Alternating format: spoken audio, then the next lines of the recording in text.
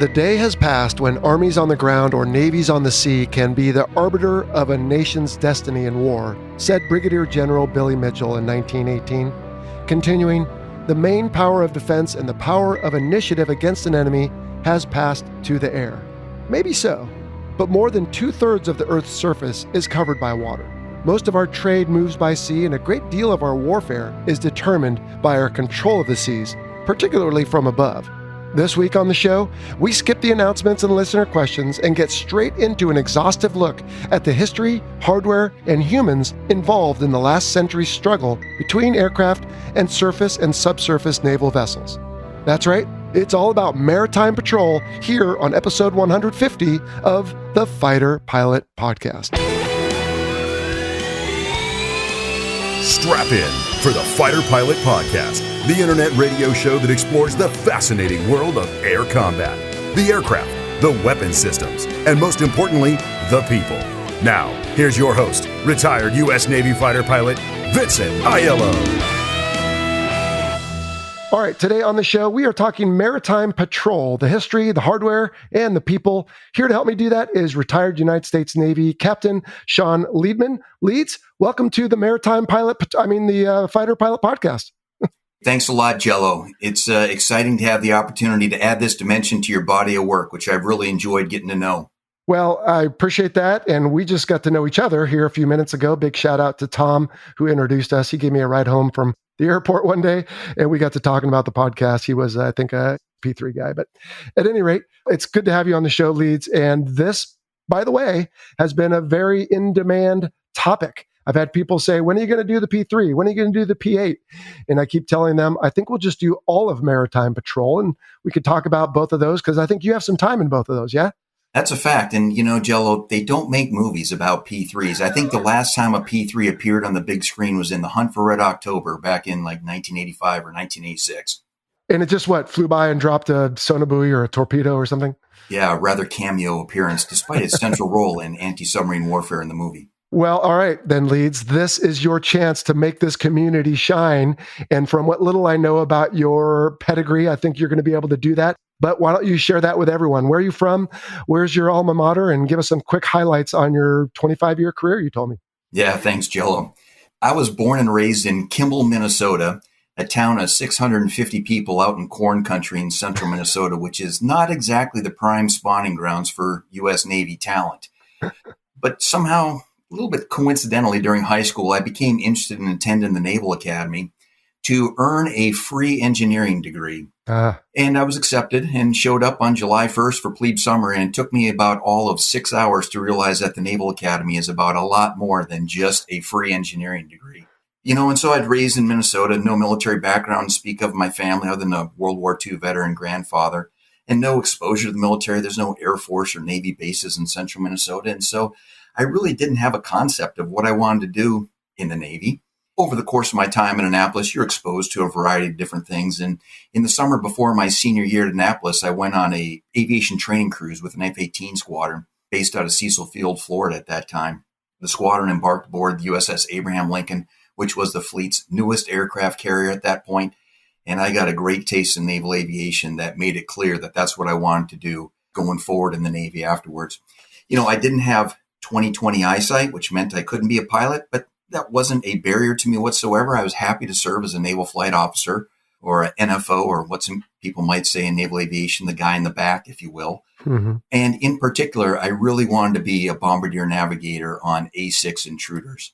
I'd read the book Flight of the Intruder and, of course, seen the movie that came out shortly after based on the success of the book. And it was a great mission for NFOs. You sat side by side alongside the pilot, really integrated into the strike mission.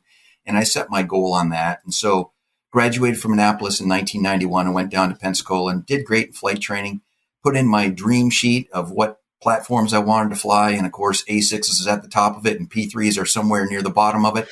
And when that fateful day came around and the list is posted in the public domain and you walk up to the chalkboard, there it says Liebman P3s.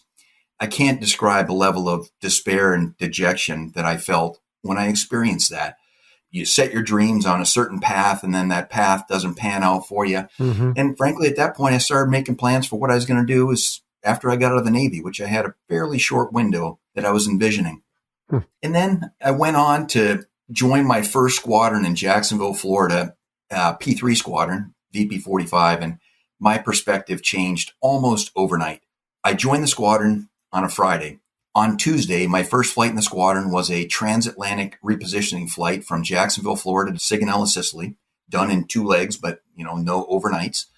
And then my second flight in the squadron found us flying out of Sicily up into the Adriatic Ocean, or the Adriatic Sea, I should say, carrying 2 Mark 46 torpedoes in the bomb bay of that P3 and 2 Mark 20 Rockeye cluster bombs on the wings as we were enforcing the United Nations embargo on the former Yugoslavia, which had disintegrated after the Soviet Union disintegrated, basically.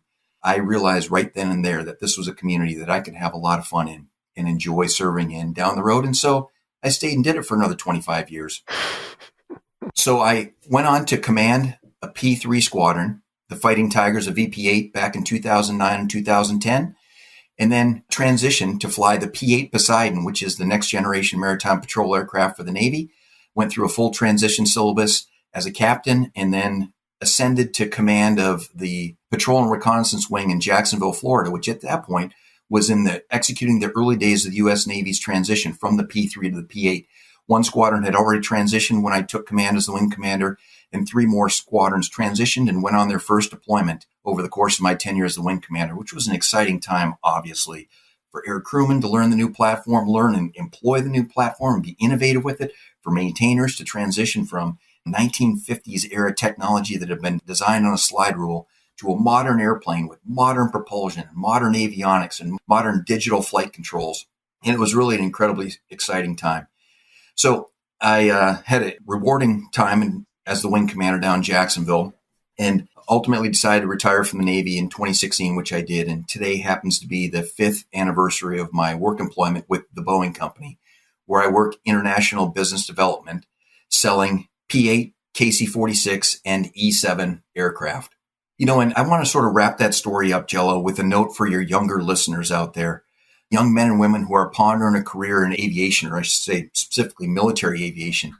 As you think back about my dream to be an A6BN, and then my experience as a P3 aviator, and I was really fortunate during my time in the Navy, while serving as an aide to a carrier strike group commander, I got to fly in a bunch of different naval aircraft.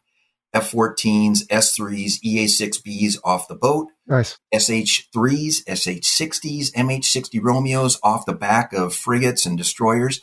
And over the course of observing each of those communities, which is different, to be clear, I came to realize I could have had fun in any of those communities. And I tell young men and women that who are seeking a career in military aviation, you should have a dream. I want to be a fighter pilot, or I want to be a tanker pilot, or I want to be a maritime patrol pilot.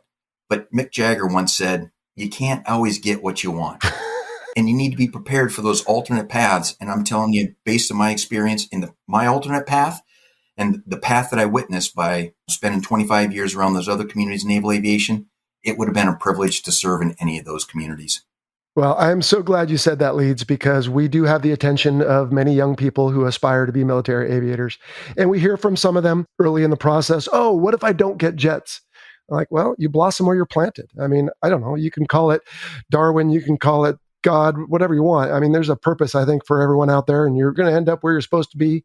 Hard to say that sometimes, but yeah, I'm glad you did, because I think people should give it their all and then be happy with their results as long as they did give it their all, right? If they gave it a half effort, then that's a different story. But if you give it your best effort and you end up in whatever, then go blossom, because like you said, I think you can. And we've had that many times on the show. So thanks for saying that. I guess the one thing I would say, though, is you in various leadership positions, you probably in that community, we don't have to necessarily go too far on a tangent on this, but you probably saw that to some degree, or maybe people were smart enough not to talk about it. In other words, like in my squadrons, I was fortunate. I got what I wanted. I didn't meet too many people that were disappointed they didn't get P3s. Was it the opposite where you were when you were a squadron CO? Did you have young people come in and you could kind of see a little disappointment, but then you saw them come around like you did? It's really a wide mix, Jello, and it's hard to characterize that in terms of tangible numbers. Yeah. Certainly there were people like myself who had dreamed of being, an F-14 pilot, saw Top Gun when they were a kid, and they wanted to be a fighter pilot. Right. But there's plenty of folks who it was their first choice to go fly P3. Some of them were legacy. They'd watched a parent experience what the community has to offer. A lot of others were prior enlisted, for example, enlisted air crewmen in P3s who had learned from great examples of leadership, officer leadership on their crews, and wanted to ascend and do the same thing. So it's actually probably more the exception than the norm of people who had a vision of doing something else with naval aviation. I'd say the majority probably selected as their first choice. It kind of ebbs and flows over time. And again, I don't have the statistics to back it up, but that would be my general observation. Well, we'll see how it ebbs or flows, however you choose to look at it. In regards to May's Top Gun Maverick, that's sure to rile up some people that want to go fly Hornets or Super Hornets, as the case is. But I appreciate those extra words, Leeds. And again, it's, I think, important for people to just be respectful of fate, I guess, or whatever you want to call it. But you can't always get what you want. You're right. He should make a song about that. He shouldn't just say it. All right, bud. Well, hey, so as you and I exchanged emails leading up to today, I said, hey, we're going to talk about all maritime patrol. And we could certainly touch on the P3 and the P8, sort of like our big wing tanker episode back on, I think, 85, where we talked about KC-10 and 135 in broad terms. When we're done here, maybe you could tell me there, Leeds, maybe there will be a need for a separate episode for each if they're that compelling. But before we do that, as I said at the top, let's start with some history. And you provided me some really in-depth information from back when we first started flying as humans to today. So I will try to interject in there, and I'll certainly try not to fall asleep, no offense. But I don't know if you're a historian or what, but what you wrote me sure looked pretty in-depth. So why don't you just take it from the top, and I'll try to jump in from time to time. But boy, you've got some information, I think, from, like I said, the dawn of aviation through World War I and II and Cold War, post-Cold War, 9/11, all the way to today. So let's hear about Maritime Patrol there, Leeds. Yeah, thanks, Jello. So if you think about military history in sort of a broad sense, commanders have always sought and used elevation to increase the area that they could survey to gather intelligence on enemy forces. Sure. And so before the advent of aviation or other objects that lifted men into the sky, that was the high ground. It was hills or mountains. Right. And you'd go up on the hill or up on the mountain and use some sort of long-range optical device to gather intelligence on the disposition and number and location of enemy forces. So in the late 18th century, the French kind of accelerated that with the invention of silk air balloons, hot air balloons that could lift a man above the battlefield and therefore increase the horizon at which he could survey the enemy. And it was a revolutionary invention, and not many people know it, but the Union Army actually formed the Union Army Balloon Corps during the U.S. Civil War and used balloons for observation of Confederate forces. The principal barrier to the utility of balloons is their lack of mobility. And so aircraft and blimps solved that challenge. Blimps have some level of mobility, but they are limited in their speed, tremendous endurance, which is a capability of significance when you think about long-dwell reconnaissance, for example. But the airplane really solved that dimension with its range and speed that it added to airborne surveillance. And so as the Wright brothers performed their pioneering work in aviation in the early part of the 20th century, obviously it caught the interest of both U.S. military and foreign militaries. And the U.S. Navy appointed Eugene Ely as its first aviation officer in 1911. And the original vision for naval aviation and naval aircraft was to extend the surveillance horizon of the fleet to enable striking by the main striking element of the fleet, which at that time was, of course, the battleship, not the airplane. Mm-hmm. And so airplanes were enablers for the battleship navy. That was all disrupted in 1921 through the series of Mitchell experiments, which were pushed forward by Army Brigadier General, Army Air Corps Brigadier General, because, of course, the U.S. Air Force had not been formed yet.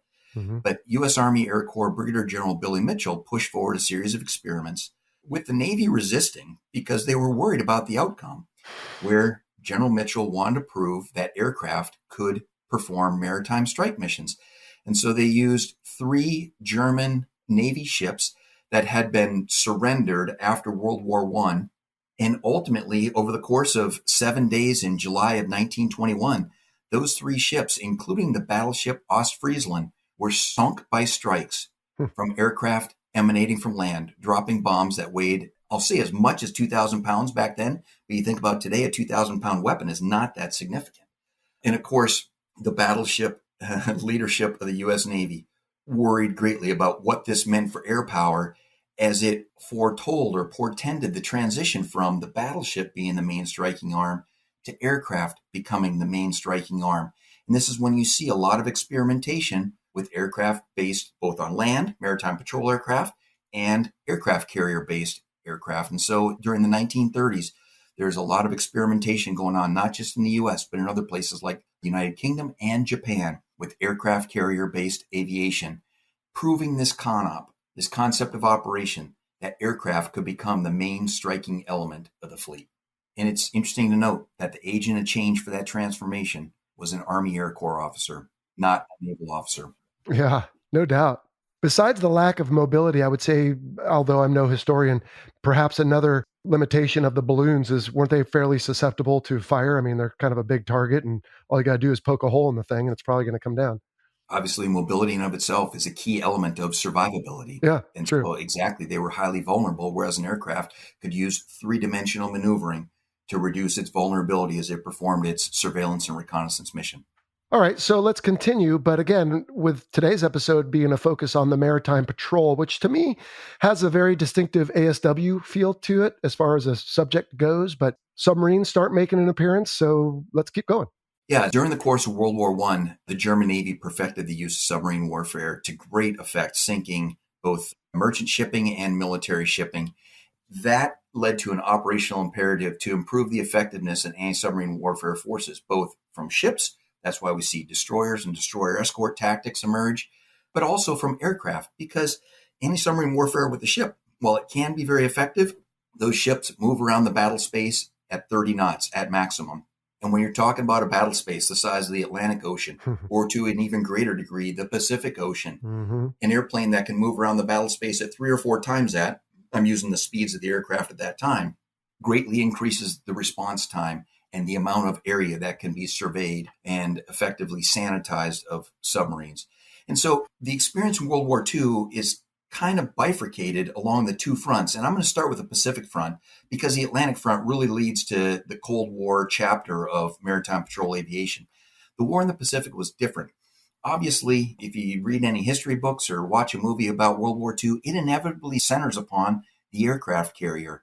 And we think about the epic battles led by aircraft carriers, whether it's the Japanese strike on Pearl Harbor or the wars at sea that took place at the Battle of Coral Sea, or of course, Midway, epic clash between Japanese and American aircraft carriers.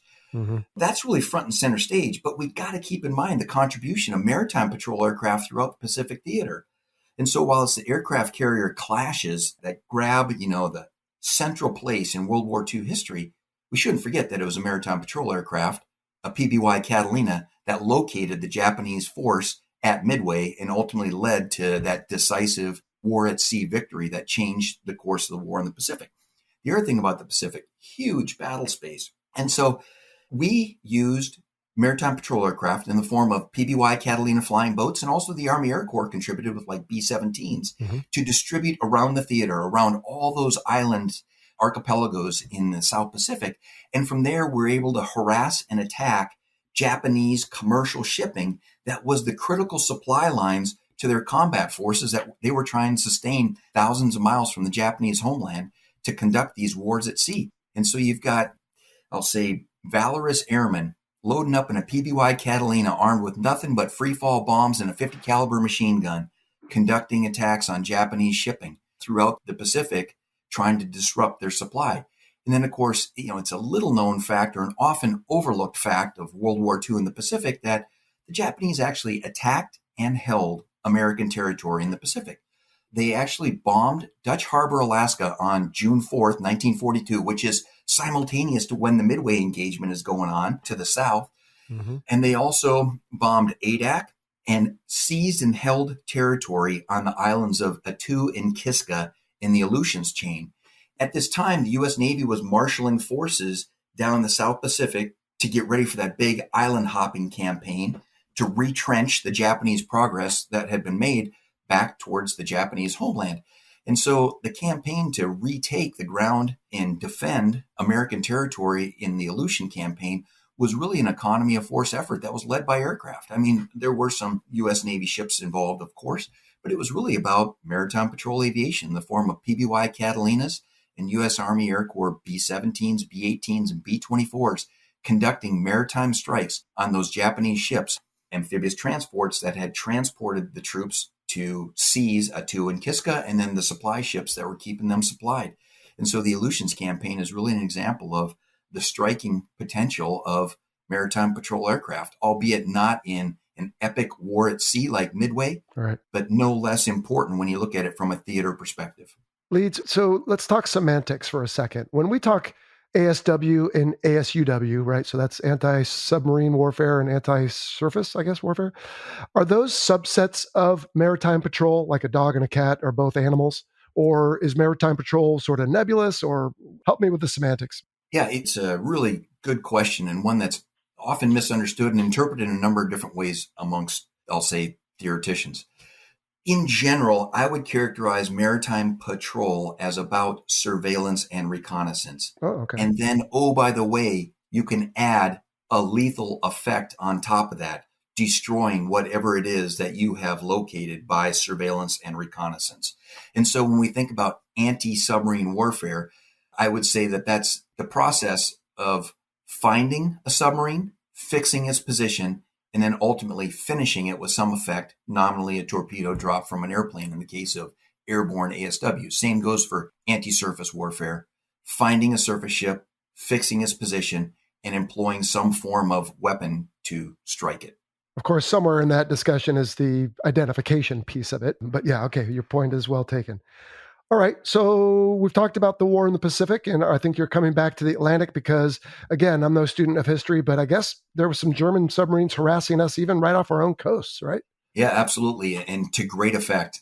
As you just alluded to, Jello, the battle in the Atlantic was an entirely different character than the battle in the Pacific. Mm-hmm. And accordingly, maritime patrol aviation's role was significantly different, focused almost entirely on anti-submarine warfare.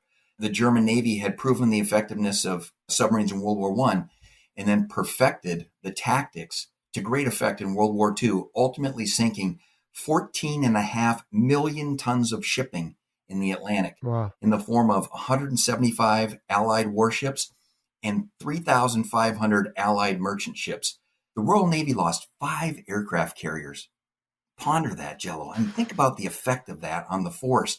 And the U.S. Navy lost 3 aircraft carriers to submarines in World War II, 2 in the Pacific and 1 in the Atlantic. Highlighting a fact even today, while the aircraft carrier is the crown jewel of the fleet and the main striking element, it needs to be protected in the form of anti-submarine warfare. The gravity of that submarine threat in the Atlantic led to rapid technological innovation to improve the effectiveness of anti-submarine warfare aircraft, and a lot of that technology is still in use today, whether it's air-launched weapons, be they depth bombs or soon to be, not during World War II, but shortly after World War II, anti-submarine warfare air-launched torpedoes, airborne radar, initially employed on maritime patrol aircraft. Those submarines, those German submarines, were diesel submarines, obviously extremely difficult to detect when they were submerged, vulnerable to detection when they were on the surface, snorkeling to recharge their batteries. But of course, the Germans weren't stupid, and they did most of that at night when they couldn't be detected visually, which mandated this need for a sensor that we uncovered in the form of airborne radar that could detect either a surfaced or a snorkeling German submarine and execute an attack on it at night when they were on the surface and most vulnerable. Another technology that emerged was magnetic anomaly detection, or what's called MAD, that's still in use today across airborne ASW platforms. A submarine is a big chunk of metal, and when it moves along the Earth's surface, it deflects or changes the Earth's magnetic field. And with a properly tuned sensor, you can detect that you've passed over a submarine. And so you essentially fly some sort of ladder search pattern. Or if you've been cued by another sensor by radar, you can pinpoint the location of the submarine with MAD, magnetic anomaly detection. And then ultimately, we began to experiment with airborne sonar in the form of sonobuoys. So a sonobuoy is basically a small expendable package that has a hydrophone, like an underwater microphone, and a radio transmitter that transmits what the hydrophone hears back to the aircraft, where a trained listener uses both his eyes and his ears to detect, identify, classify, and ultimately pinpoint the location of submarines using sonobuoys. Let's take a tangent on sonobuoys real quick.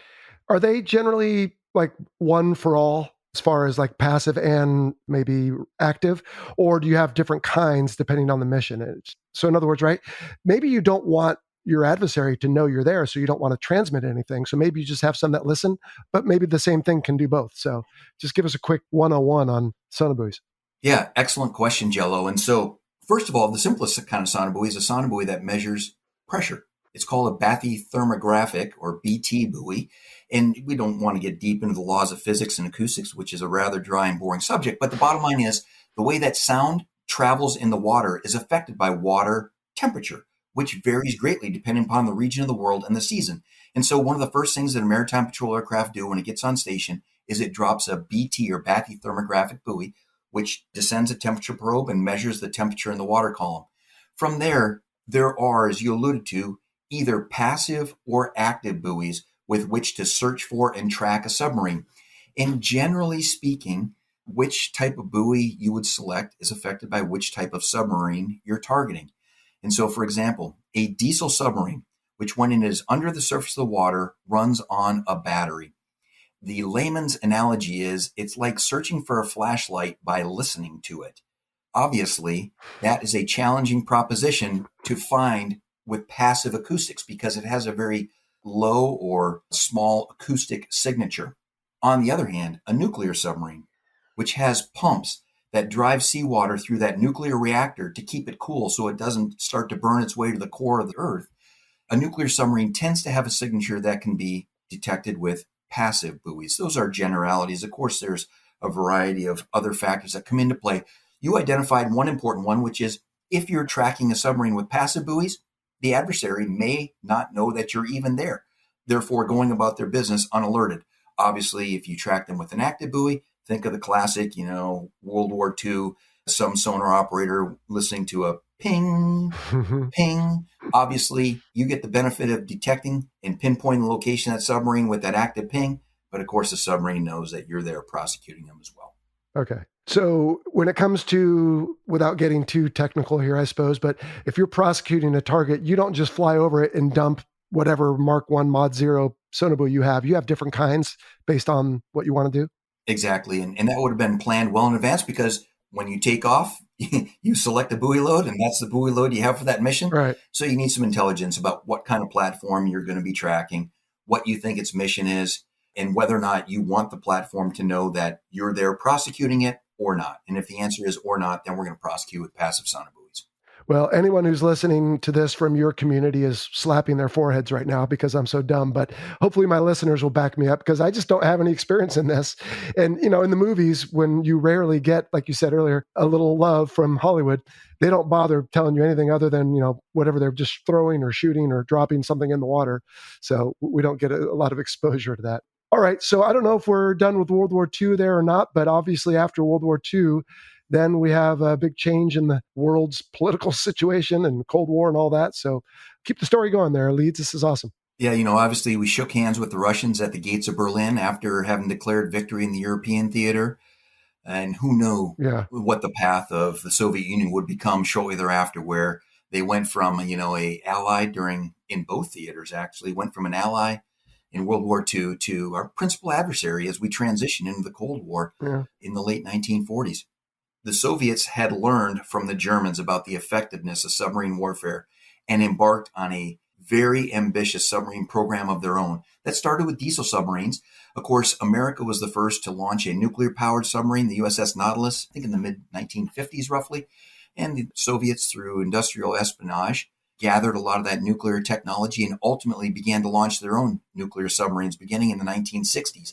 And so as the Cold War relationship devolved into, if not open conflict, we had a series of proxy wars throughout the world at this time, but cold conflict, to include such crises as the Cuban Missile Crisis in 1962, Soviet submarines are ubiquitous throughout the Pacific and Atlantic theaters.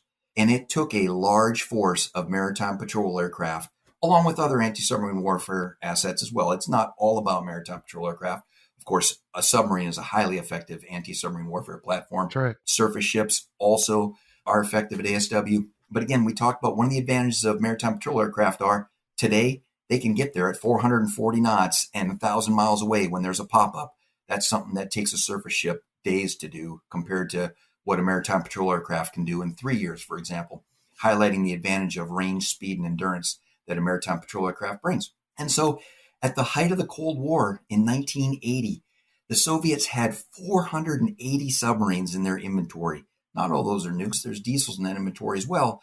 And the U.S. Navy had 24 active duty P-3 squadrons, 14 reserve P-3 squadrons, operating more than 450 P-3s. Truly, it was a global effort, a game of cat and mouse. The U.S. Navy's P-3 force executing what I would call a hold at risk strategy, because those Soviet nuclear submarines deployed nuclear tipped ballistic missiles literally off the coasts of both coasts of the United States. It was P-3s armed with live torpedoes in the belly, sitting on top of them 24/7 that held them at risk to give the Soviets doubt of whether or not they could successfully execute a first strike or whether or not we would take down some of those nuclear ballistic missile submarine forces before they even had a chance to launch their payloads. And then the Cold War ended and the world changed almost overnight when the Berlin Wall came crashing down. And accordingly, the maritime patrol community was all about anti-submarine warfare, and that mission, that imperative disappeared almost overnight. I did my first deployment to Keflavik, Iceland in 1993. At that point, no longer the Soviet Union, but Russia was trying to figure out what it would look like. Would it join the community of nations? Would it join Europe going forward? Needless to say, during that first deployment to Keflavik, Iceland, a classic Cold War deployment site, there was not a lot of Russian submarine activity. That kind of told the broader tale of the U.S. Navy's maritime patrol community. The community needed to redefine itself and essentially remake itself to something that was going to be relevant to that new strategic setting where there was no longer an imperative for a large force to do ASW against Soviet submarines. And so, like the rest of the Navy, the maritime patrol community fell victim to the peace dividend, and we went over a period of 7 years from 24 active duty squadrons down to 12, and from 14 reserve squadrons down to 2, which is the force structure that we maintain to this day. Additionally, it required some innovative thinking. And Desert Shield Storm in 1991 really helped the community through that thinking, because we went up into the Arabian Gulf to support strikes against Iraqi Navy targets by A6s and S3s operating off the aircraft carriers. But we found that our P-3s that were so well suited to blue water ops out of places like Bermuda and Iceland and ADAC were not suited to going up north to the top end of the Arabian Gulf near threat environments. And so that led to a new set of requirements that we ultimately codified in a program called the Anti-Surface Warfare Improvement Program, or AIP, that added new capabilities to be relevant in a new strategic environment, including precision targeting with a new multi-mode radar that had both ISAR, inverse synthetic aperture radar, which identifies and classifies ships at sea, and synthetic aperture radar, which can image targets over land and identify targets over land, and a new EO-IR sensor, or a turret or a ball that had high definition day-night imaging capability. We added precision weapons because the AGM-84 harpoons that we used in the blue water scenarios of the Cold War weren't going to work near land to engage, for example, small patrol craft sized targets. And so we added IR-guided Maverick missiles. And we also added the standoff land attack missile to strike coastal or even targets inland from the littoral domain where we were operating at that time. And then we knew we needed to improve the survivability of the airplane.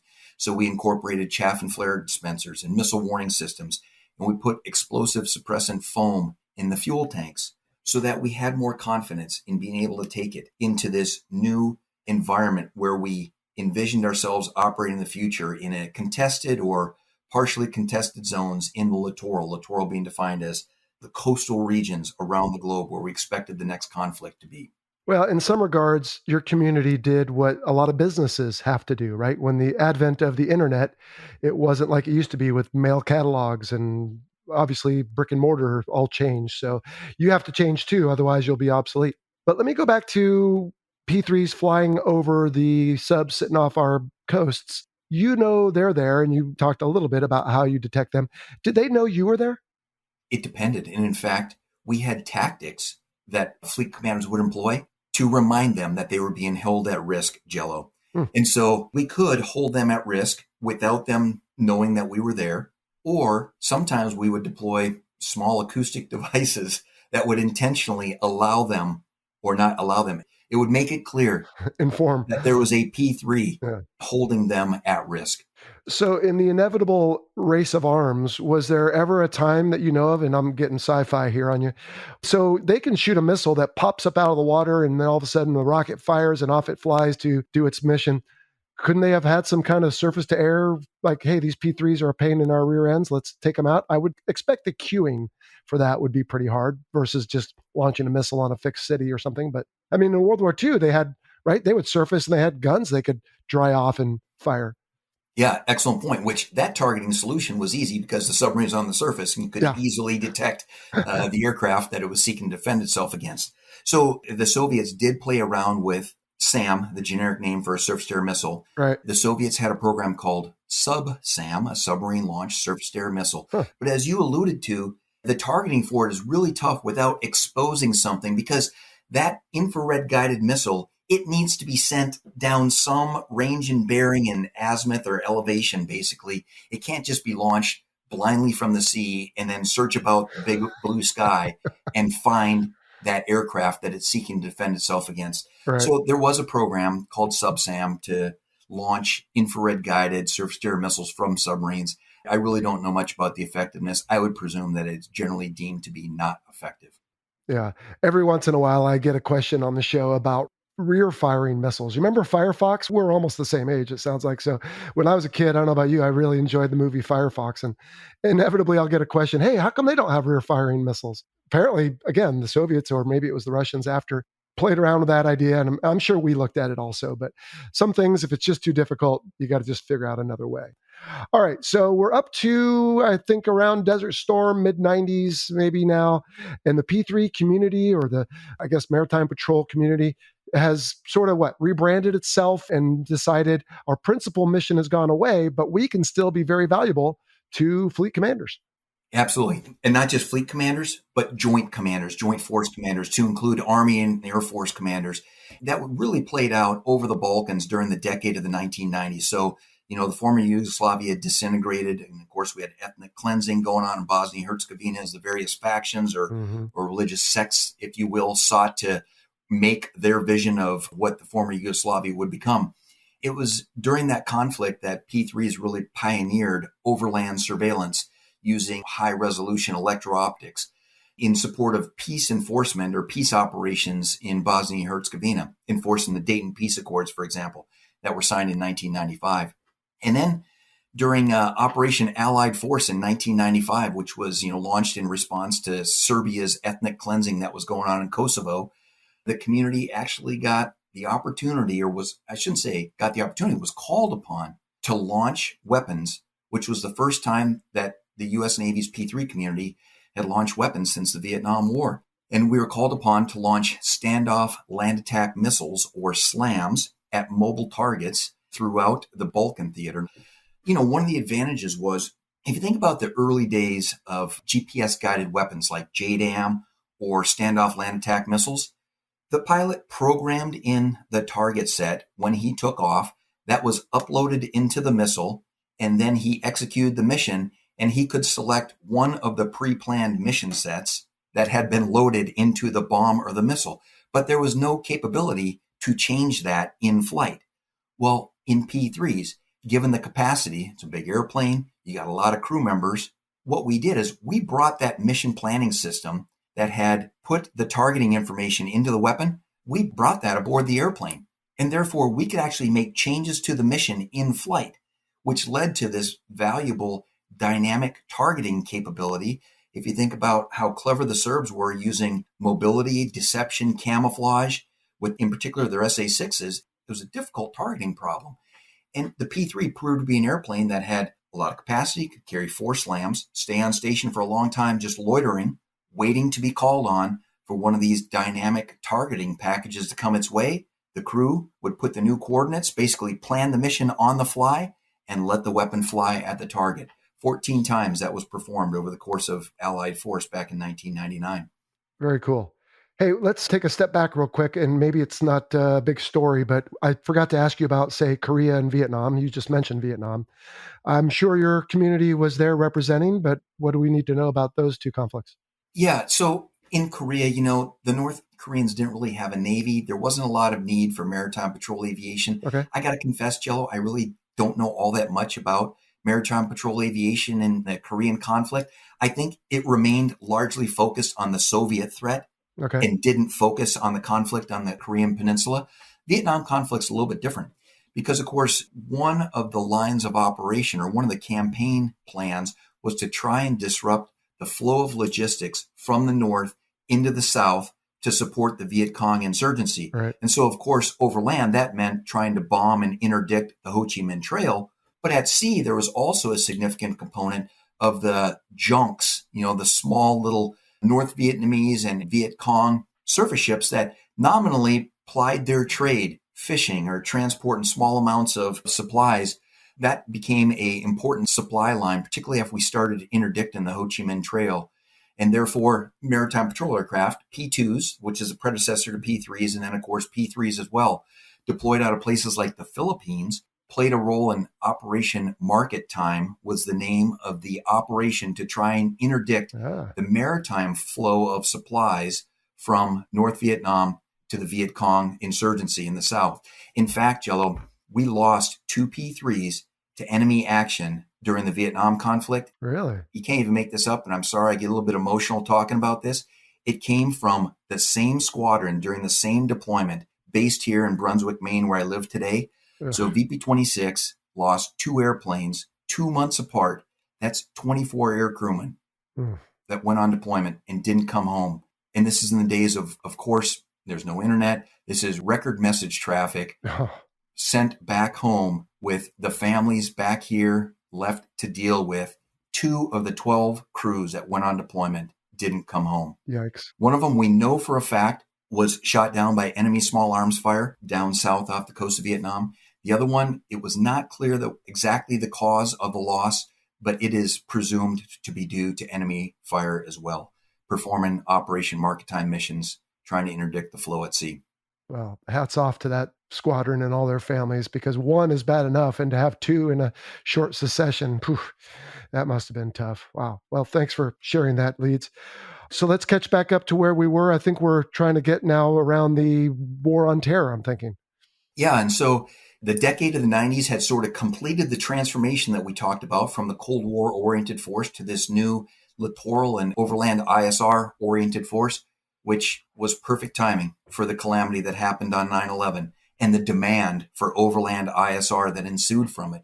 We can all remember what we were doing on that fateful day back in September of 2001. Oh, yeah. Just look at a map of Afghanistan and how far it is from anywhere. And one of the first elements of national power we could muster to start figuring out what we were going to do was P-3s because of their range and endurance. And so you had P-3s based in the Arabian Gulf region that would fly through the Arabian Ocean. I need to get my geography correct here. I guess it's the North Arabian Sea, south of Iran, south of Pakistan, up through Pakistan, up into Afghanistan to try and survey Taliban and Al-Qaeda positions to support the ultimate special operations and then the invasion by conventional forces that took place.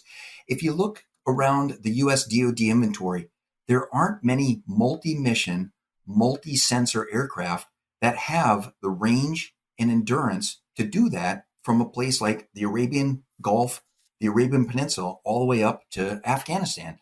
P-3s were called on extensively during the early days of Afghan operations starting in 2002, Operation Enduring Force. And that continued after we invaded Iraq in March of 2003 with Operation Iraqi Freedom. The same thing happened as U.S. ground forces rapidly advanced from their bases in Kuwait and Saudi Arabia, rapidly advanced on Baghdad. They were supported by P-3s, always looking ahead at what the enemy disposition was in the next town that they were going to be encountering. We're back to the days of using the high terrain or balloons to sense out in front of the advancing forces. It's no different than it was 2 centuries earlier, just different technology. That's right. All things old are new again, and same with fashion. I think you said Operation Enduring Force. I think it was Operation Enduring Freedom. Yeah, thanks for setting me straight. No, no worries. I don't like to point out mistakes, but in the interest of being accurate, just to jump ahead, we'll talk about aircraft in a moment, but that sounds like a really long flight. I'm wondering what your personal longest flight was in a P3, Leeds. 13.2. Wow. But you're not strapped into your seat the whole time. I mean, you guys have got a galley and a place to relieve yourself. You probably even have like an elliptical or a bike of some sort, I'm thinking. Coffee maker, all the creature comforts required to maintain human performance over the course of 10, 11, 12, 13 hours, Jello. And, I should add that those missions were refueled because of that range problem we just talked about from the Arabian Peninsula up into Afghanistan. 13.2 for one leg of it, get gas, and then finish the transit back to your home base. So you're looking at like 18-hour days with a gas stop somewhere there in the middle. And you just said it, but just to be clear, that's not in-flight refueling. That is stopping somewhere, getting some gas. Probably don't leave the airplane and go get a hotel for a day. I'm guessing you just stand by, get your fuel, and then go. All right. Well, yeah, you hear a little bit about it. At least I did in my circles. Hey, P3s are out there doing good work. And that's great because, again, right, you guys' world has sort of changed. But as we get to now today, like you said, right, you're kind of back to old things are new, but are you sort of back to the submarine thing? Because we've got to pivot to the Pacific, don't we?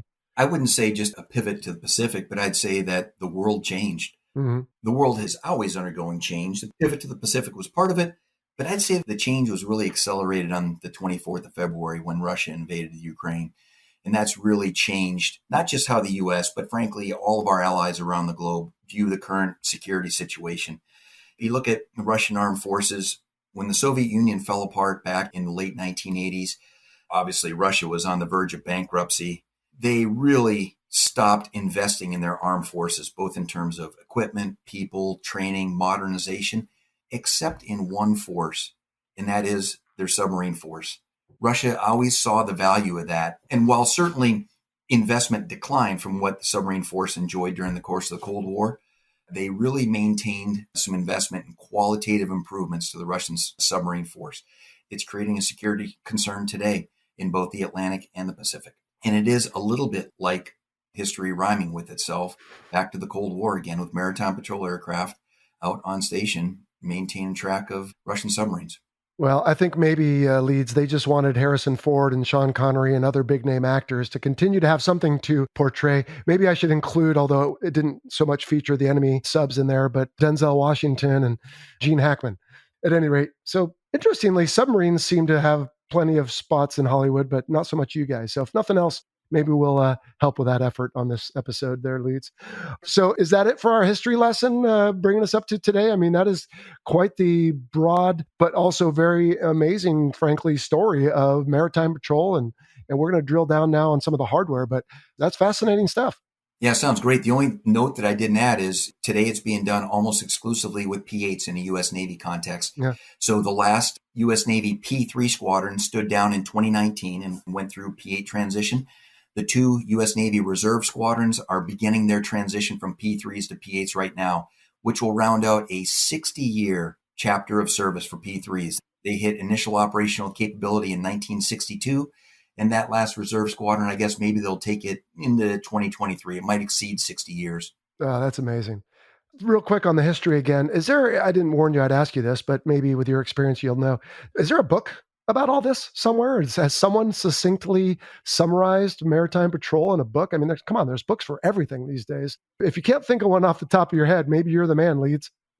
Yeah, Jello, I think I'm going to have to do some research and follow up with you on that. Maybe you can post it on a note on your website, because there certainly are books about Maritime Patrol. They tend to be, I'll say, individually experienced focused. Yeah, vignettes. Yeah, and so this is an author's perspective. Based on my experience, here's the story of Maritime Patrol, but not like, a theater-wide assessment of the role of PBY Catalinas in World War II, for example, or P-3s in the Cold War in the Atlantic theater.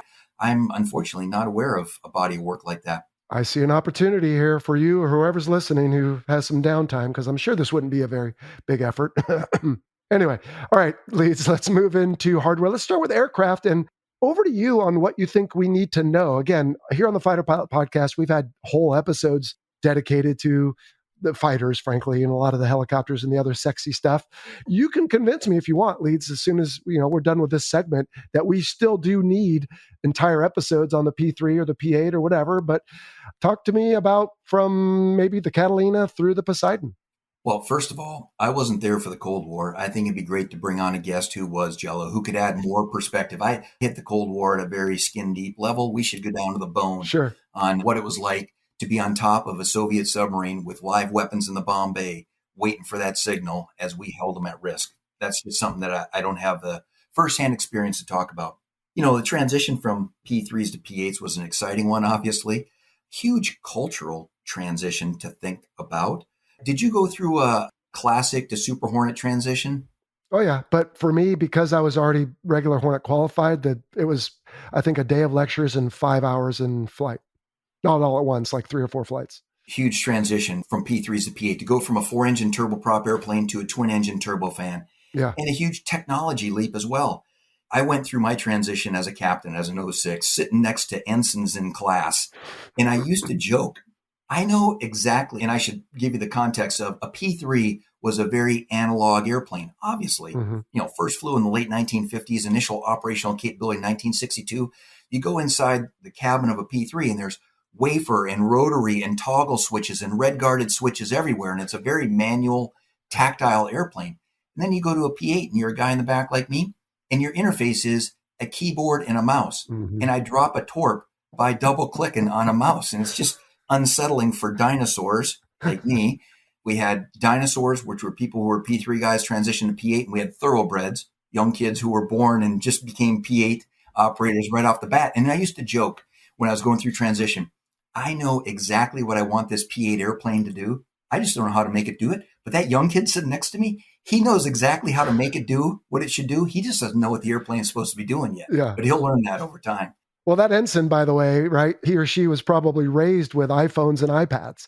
Yeah, dinosaurs is probably a polite way to put it for us, but you can't stop progress. So how has that transition gone? Has it been fraught with some challenges? I mean, because with new technology and new capabilities comes a new way of employing. And people like you that are in, I don't mean this to be accusatory, but right, you were in, I think you said you were the patrol wing commodore. So you're looking at it with all these years and all these hours of this is how we did it, or maybe even this is how we do it. But now this 737 turned patrol plane is a whole new way of thinking and acting and employing, I would think. Yeah, I'll give you a great example of that. When I was the wing commander of the Commodores, you said, Jello, I made it my mantra to stay out of the way of the young people who were going to lead the innovation of this airplane. All I needed to do was create the conditions for them to go out and innovate. And here's a classic example. So in P3s, in alphas and bravos, P3 alphas and P3 bravos, the first two series, if you will, the radio operator was an enlisted man because it was a teletype. And so the enlisted was the tactical communicator on the crew. And then in P3 Charlies, which is, they were introduced in the early 1970s to give you a sense of time. And that's the airplane that I grew up flying in.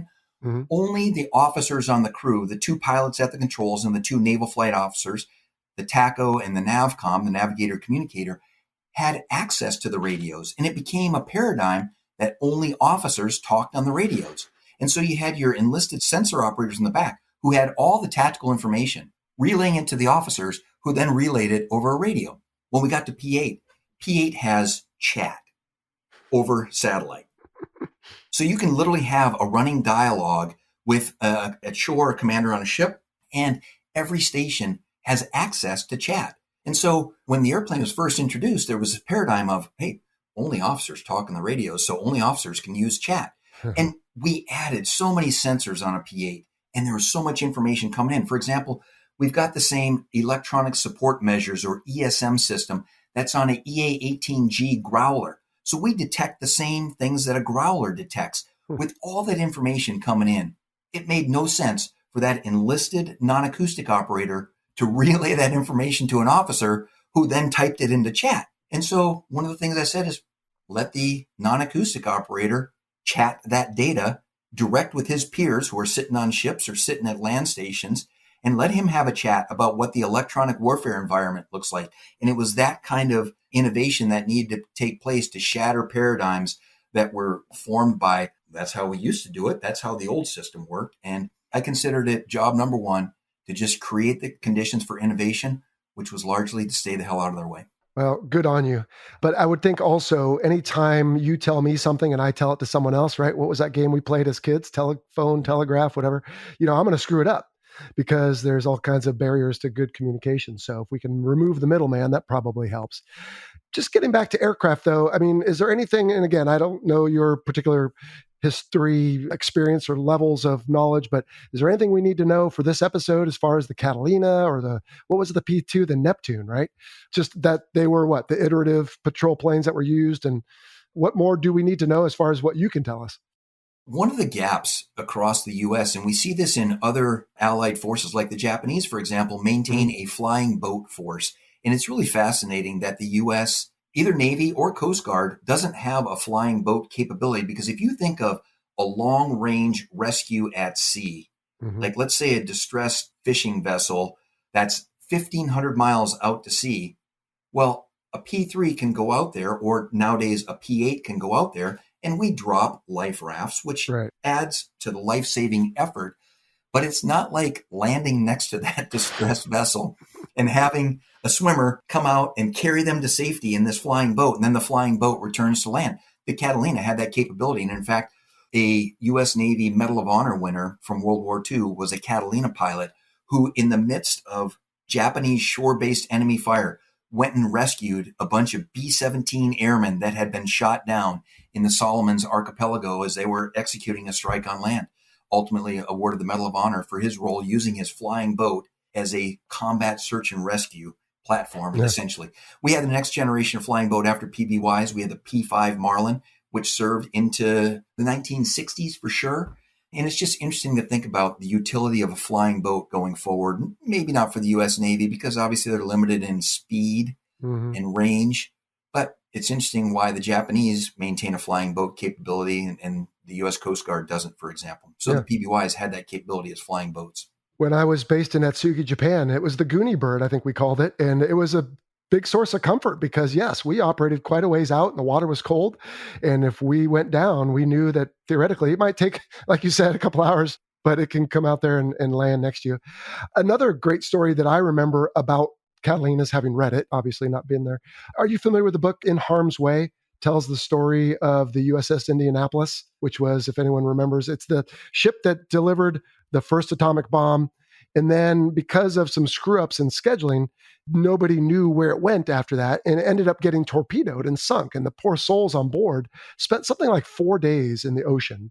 And the movie Jaws, that crazy character who says he can hunt the shark, his character is loosely based on one of the survivors because the people in the water really did get tore up by sharks. But apparently there was a patrol Catalina flying over and he saw the oil slick and some of the people. And once he realized they were friendly, he landed in the rough seas, and basically the airplane was stricken from the hard landing, but he just felt like they needed that comfort and it stayed afloat. And he was able to put people up on the wings and give them water and everything else. But I just remember the feeling that they must have had delirious at that point, 4 days in the water to see this angel essentially not only fly over, like you said, okay, a raft would be great, but to land next to them, that must have been like nothing else.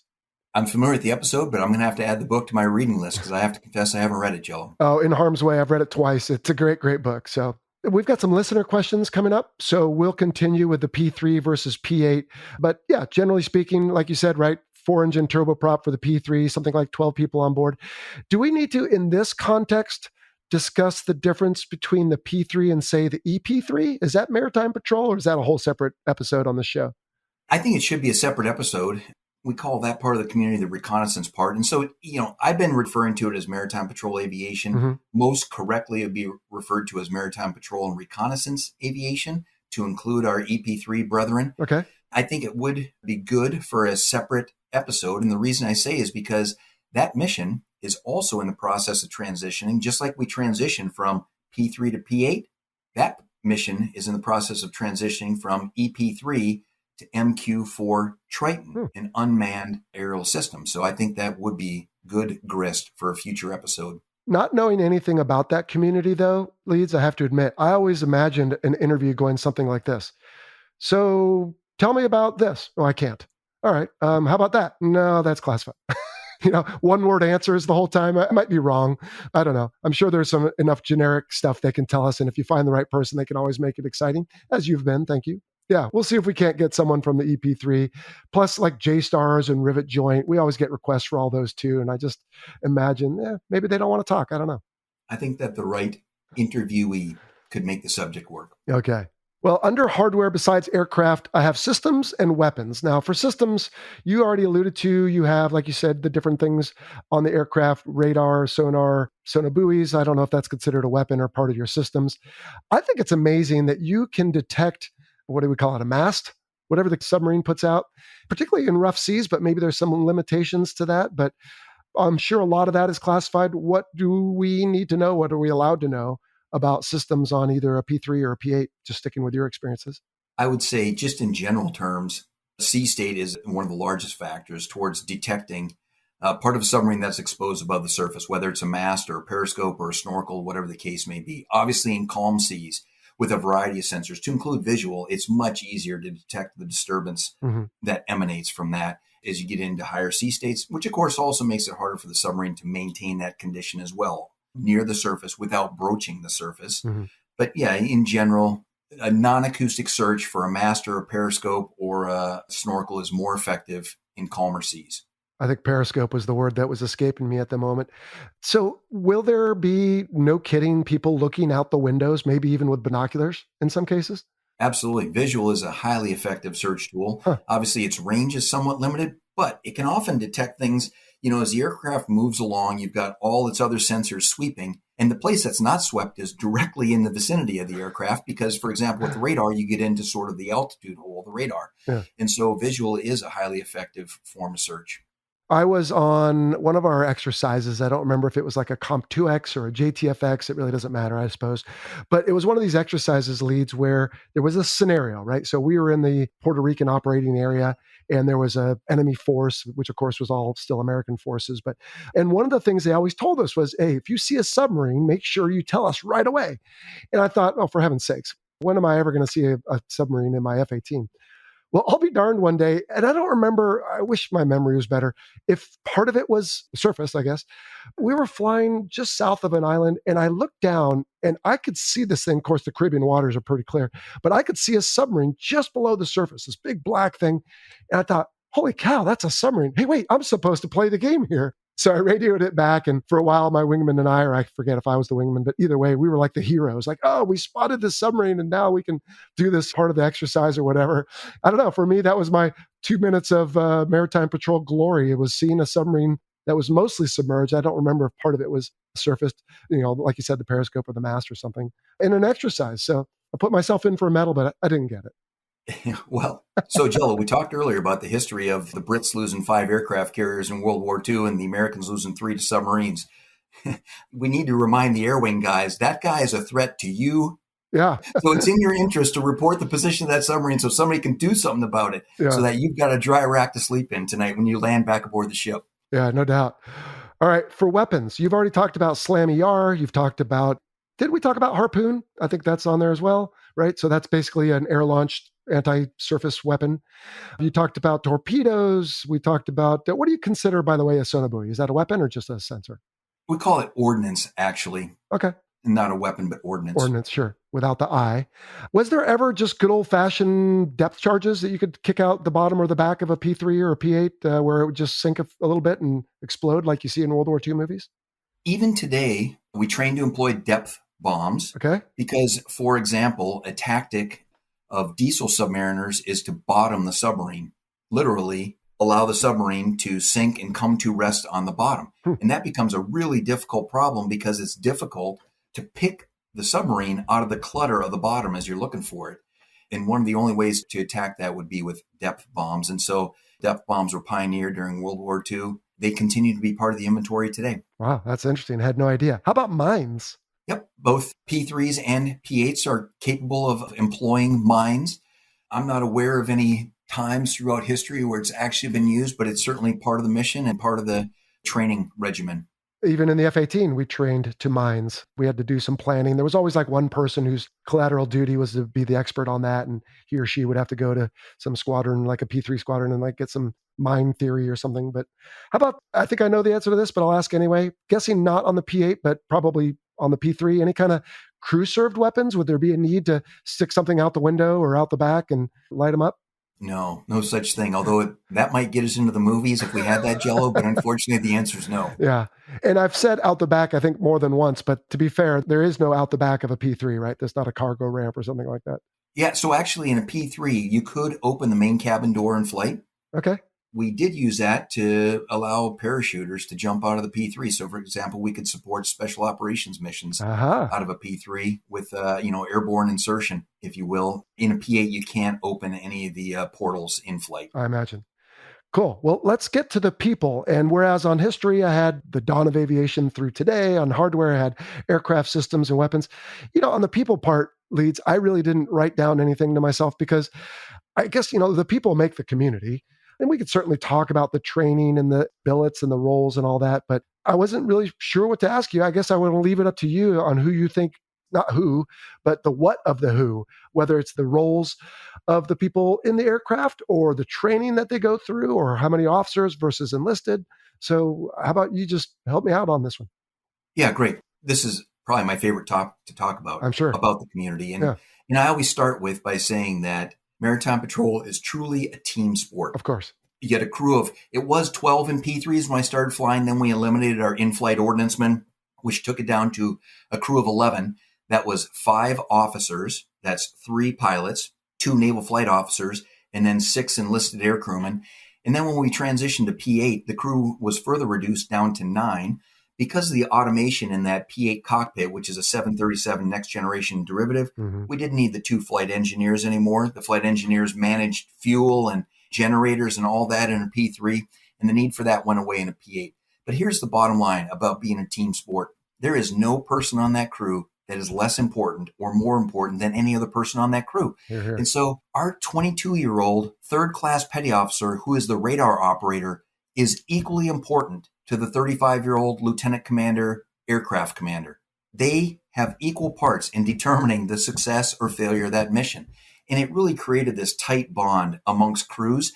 And we organize in such a way that you form a crew and you go through an entire cycle together, a cycle nominally being deployed as 12 months at home, preparing for deployment, and then a 6-month deployment before you return for another 12 months at home. And crew integrity, maintaining that same group of 9 people together in a P8 is central to our community's ethos, so that you get to know each other and you understand how each thinks and communicates, and it just creates a more effective team. I can't overstate the importance of the junior enlisted aircrew sensor operators on a P3 or a P8 crew. The mission fails or succeeds depending on how well they do their jobs. It's not just a officer-centric job. Well, I don't doubt that. Can we talk about one of those people? Let's say you've got, like you said, a second-class petty officer. Walk me through, we don't have to talk about boot camp, but what happens after boot camp? What's their rating? What's their training to go fly in a P-8? They become what's called an AWO is their rating, or Aviation Warfare Systems Operator. Okay. They get on to Pensacola. As you know, everybody who steps in a naval airplane went through Pensacola at some point in their life. That's really important culturally, actually. Yeah. We've got this common reference point, if you will. So aircrew technical training is in Pensacola. They go through aircrew school down in Pensacola. They go through the same physiology and water survival classes that we went through as officer aviators. And then they go off to the fleet replacement squadron, the training squadron, to learn to fly their first airplane, just like the officers did. And just like officers, just like you had, an air combat training continuum where you show up and you're a level 1 and you make your way up to being a level 5, hopefully. Mm-hmm. Exact same principle for enlisted air crewmen in a P3 or P8. They have the same goals for qualification and levels of qualification, ultimately becoming a weapons and tactics instructor. WTI is sort of the crown jewel achievement for an enlisted air crewman or an officer, pilot, or NFO. Same thing. And so I want to ask you about the pilots and NFOs in a moment, but for the air crew, the ACOs, AWO. AW. Will they do a sea tour, shore tour type of rotation like we do? And if so, what will they do on their non-sea duty? First of all, officer tours tend to be a little bit shorter. Typically for your first or junior officer tour, it's depending on policy, anywhere from 36 months to maybe 42, Right. 3.5 years roughly. And then your future tours in naval aviation are 2 years or less, essentially. Generally, yeah. For enlisted aircrewmen, because of the level of training that's been invested in them. And oh, by the way, because of the importance of experience, particularly for like our acoustic operators who spend all that time learning to visually and orally classify threat and friendly submarines, they do long sea tours, often 4.5 years, 54 months in their first tour. Ooh. And you think about, we talked about the rhythm of the U.S. Navy's Maritime Patrol community, 12 months at home, 6 months on deployment, 12 months at home. They might get 4 deployments during that first tour, depending on their timing when they check in. So they're really rowing hard. And then you ask, what do they go and do from there? Of course, the crown jewel assignment would be instructors to grow the next generation Right. that goes on to replace them for what they did. But then, you've got these same options open to other enlisted sailors across the Navy, whether it's going to boot camp to be an instructor, a variety of shore duty positions. That makes sense. Okay. And then so for the officer corps, they go through Pensacola, like you said, the pilot training route or the NFO route, and they'll stay, like you said, 3 years or so. The one thing I want to ask you, I don't know, I think this is kind of diabolical on the sake of the Navy. The shooters on carriers are often from the P3 community, or I suppose P8 these days. And I always just figured, well, you've had it so good, at least from our perspective, you guys have it good, right? You've had it so good, you have to go suffer with the air wings, or, you need to go get some actual Navy stink on you. So your folks would come out and they'd be our shooters and arresting your officers and all that. Is that pretty typical? And if so, is that a position that's sought after or run away from? It's a position that you need to do in order to, I'll say, meet the traditional wickets of a career in maritime patrol aviation. Shooters, arresting gear officers you talked about, but also other positions on the carrier like Yeah. tactical action officers, TAOs, the assistant navigator. On the strike group staff, I was an admiral's aide. Those are all positions that traditionally have been filled by P3 and now P8 aviators or maritime patrol aviators. It's really important for their professional development, Jello. Obviously, we lead a different lifestyle. Mm-hmm. We deploy and we're shore-based, right? All right. And while we support the Navy in operations at sea, it's really important culturally that we go off and do those tours. We call it a disassociated sea tour because it's not in our community. I don't have the statistics, but I'm guessing it's well north of 50% of those lieutenant level billets on the aircraft carrier, lieutenant level aviator billets, are filled by maritime patrol and reconnaissance aviators. Mm-hmm. Again, it's very culturally important to the community because it gives us a broader sense. It's like for me, I told you earlier as we were talking that I had an opportunity to fly in an F-14, EA-6B, and a couple of S-3 hops off the aircraft carrier. Mm-hmm. And one of the first things that I learned was the importance of time and being on time. Mm-hmm. Because when you launch on a 10-hour sortie, you can always put off the next task because I got 10 hours to get that task done. And if I take off 5 minutes late on a 10-hour sortie, no problem. I can make that up, right? Right. As you know well, you're 5 minutes late for your launch on the boat. You're in the penalty box and you missed the cycle, right? That lesson really hit home for me during my time on the aircraft carrier. And I tried to bring some of that culture back to my squadron that I went off to command eventually of, don't be sloppy with your time because you can. There's no reason to be sloppy with your time. Right. Just be disciplined about it. Well, the few I got to know, I will say, I always thought were very quality individuals that came out to the carriers on my deployments. But of course, that didn't diminish the fun that we would have. We're all on the same team, but hey, why not take some jabs? So of course, from the carrier community's point of view, you guys had it easy because, right, you'd go to Sigonella or one of these nice places and get, per diem. And when you land, you might have a nice place where you can go out and get a refreshment. But when we land, we're stuck on the boat. And not only we're not getting per diem, they're actually charging us money to pay for the food on the boat. So yeah, that always provided some good-natured ribbing between communities. I would caveat that, Jello. I do agree with you, and I was the benefactor of what you just said. On the other hand, after 9/11, we deployed to some pretty expeditionary places where I spent a lot of time in an unair-conditioned tent eating MREs. So we certainly got our share of payback. Touche. Yes. People, again, talking about that. Did you ever do anything, whether it's mission-wise or maybe the folks in the tube, with other services? Was there ever a need for the Marine Corps, the Army to be in there, or the Air Force? I mean, there could be other Air Force assets. Let's talk about interoperability a little bit. Yeah, absolutely. We took riders with us all the time, particularly during Afghanistan and Iraqi operations, supporting both conventional and special operations forces. They knew precisely what the objective was on the ground. They knew who they needed to talk to get stuff done. They just couldn't get into the battle space at an elevated nature with that big horizon. And that's what we offered them. Sometimes they'd bring their own radios. Sometimes they'd use our radios. And it really was important because I'm not inculcated in special operations, but having that person sitting next to me, and I could do the airborne ISR piece and he could do the coordination with his snake eater buddies down there on the ground. Very cool. Obviously, I'm familiar with the roles available to officers. In your case, you ascended all the way up to a squadron CO and then the Commodore. How about for the enlisted? Is there plenty of upward mobility? Like with the crew, you said could be 5 or 6 enlisted. Could one of them be a senior enlisted? Yeah. And so on every crew, you always designated a senior enlisted who played that role for the crew and, liaise with the mission commander of the crew. Mm-hmm. Mission commanders could be either pilots or NFOs.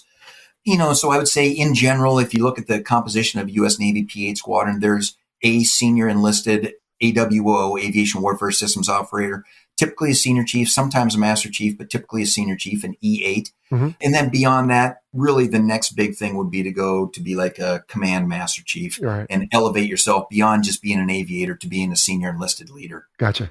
Well, Leeds, this has been exciting. I've got a handful of listener questions. First is a question from Jeff Campbell. And these are all folks, by the way, who support the show financially, which is great. Helps us to keep the lights on. So they get this perk to be able to ask you questions. Jeff wants to know, ASW has traditionally been mostly a low-level thing. Does the P-8 conduct the ASW mission at high altitude? And if so, what allows it to do so? So obviously, I'm sure there are certain things you may or may not want to disclose. Obviously, all that classified stuff that you signed when you left the Navy saying you wouldn't disclose, I don't want you to put yourself in any kind of position. But broadly speaking, the P-3 was, as I recall, pretty famous for rooting around down low. What does the P-8 do? We introduced P-8s to the fleet starting in 2012, so they've been in operation with the U.S. Navy for a decade now. When we first introduced them, we trained to fly them in a similar way, not exactly the same, but similar to how we flew P-3s. And that was largely dictated not by the platform, but by the fact that we had the same sonobuoys and the same weapons that a P-3 had. And so, for example, our torpedoes are retarded by a parachute pack. Mm-hmm. And so they need to be dropped at a low altitude. That parachute pack can't survive a high altitude drop. As far as the sonobuoys go, we subsequently now have introduced a little GPS card in the sonobuoy. So if you think like your iPhone knows where it is in the world, now a sonobuoy knows where it is in the world and can report that position back to the airplane over that radio link. We used to have to be down low in order to deploy sonobuoys accurately to maintain a constant track of a submarine. Now, when I drop a sonobuoy with a GPS card in it, I can compare the release point of that sonobuoy and the splash point of that sonobuoy and compute that drop vector algorithm, which enables more accurate placement from high altitude because I can apply the ballistics of the winds that acted upon that sonobuoy as it fell from the airplane down the surface of the ocean. The other thing that's changing is in P-8s, and this is all public domain information, is that the U.S. Navy is right now in the process of testing what's called the High Altitude ASW Weapons Concept, or HAWC, which takes a traditional parachute-retarded torpedo and adds a JDAM, extended range, so a JDAM ER, that's Joint Direct Attack Munition, a little wing kit to the torpedo. The torpedo falls out of the airplane at high altitude with a GPS guidance kit, and the wing kit flies the torpedo to a release point, at which point the wing kit separates from the torpedo, the parachute deploys, and then it enters the water as though it had been released from a low altitude. Those two technologies, GPS sonobuoys coupled with the high altitude ASW weapons concept, are enabling the P-8 to conduct operations at higher altitude.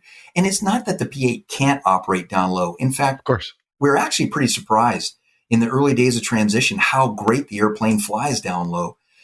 Those high bypass turbofans, those CFM 56s, turned out to be a lot more fuel efficient than we thought as we were operating down at 1,000 feet and below.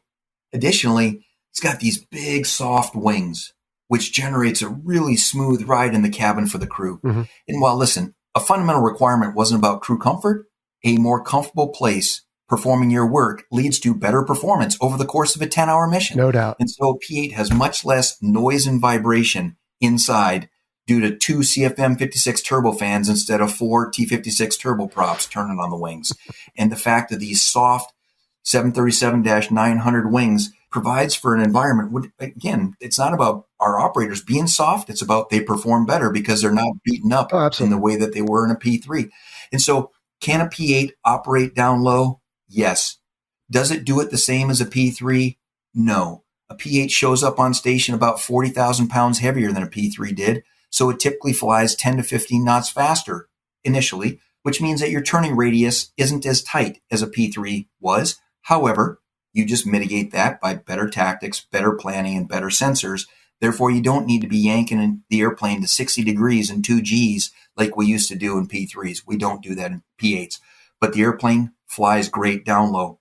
Being up high has advantages in terms of endurance, for example. You burn less fuel when you're up high, so you can stay on station longer.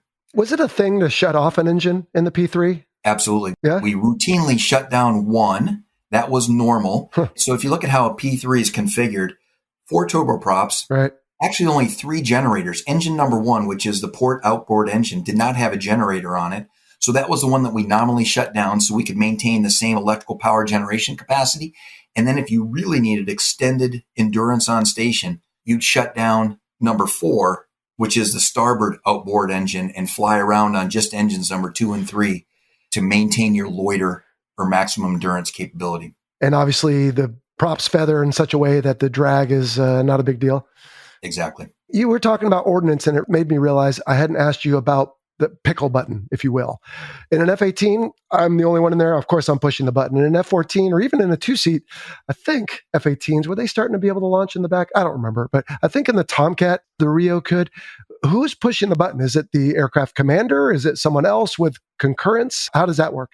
And so a P-8 in the back has 6 mission crew workstations, and they are exactly the same functionally, except they have what's called role-based access controls. So if I log on as a acoustic sensor operator, I don't get weapons release authority. If I log on as a tactical coordinator, then I can release a weapon.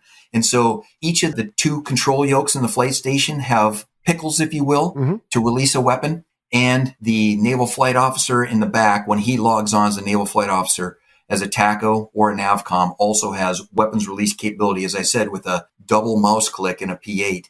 One other means of, I'll call it 2-person control, if you will, is that master arm is exclusively up in the flight station so that the pilots can always verify, particularly for like forward firing weapons, that the range is clear or the firing zone is clear. So master arm is in the flight station, which means the pilot has ultimate control by his control of master arm, but weapons can be released at the pilot, co-pilot, or either of the 2 naval flight officer stations in the back. Okay. I don't know what made me think of this, but I want to ask you, the Navy also flies a version of the 7.3 for cargo. I guess, what is it, the C-40? Exactly. Do your 2 communities interact at all? Are they same but different, or just what? Not really. You know, we've looked at it over time. For example, there was some thinking for a while that maybe we should buy some C-40s to use as pilot training for the P-8 force. We did leverage the expertise. First of all, let me back up. So the U.S. Navy's C-40 community is a reserve community. Okay. It has a few active duty operators in it, but for the most part, it's staffed by reservists. We did leverage their 737 qualifications, many of whom were also 737 pilots in the commercial sector. We brought them aboard to help us through that transition from a 4-engine turboprop P3 to a twin turbofan P8. So we did leverage that corporate experience, or if you will. We also, for a while, talked about buying some C-40s and using them as pilot training aircraft. One of the advantages of a P-8 is because it's a commercial common 737 next-gen derivative, it's a 737-800 with 900 wings, just the same as you've experienced in your commercial aviation career. Most of the training and proficiency is done in the simulator. In fact, the U.S. Navy's formula is 70% of the training in the simulator, which we bought a commercial operational flight trainer, commercial 737 simulator, forms the backbone of our P-8 simulator. And the same goes for the crew simulator in the back. We've got a weapon system trainer. We tried to move as much of the training as possible into the simulator, which saves fatigue life and ultimately results in lower total ownership costs for the fleet by not doing a lot of that training in the airplane. All right, moving on with our listener questions. Sean Jones wants to know, how often does your community actually find a sub, and do they ever visually see what they are tracking? So let me take a stab at this, Leeds, because you had said you can look out there, and I even had a chance to do this.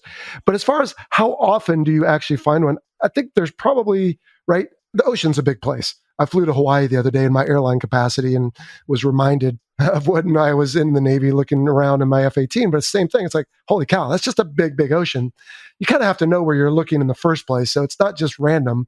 It's more a function of, we're told to go look over here, so here we go. Is that a fair way to look at it, maybe? That's a perfect way to categorize it. Okay.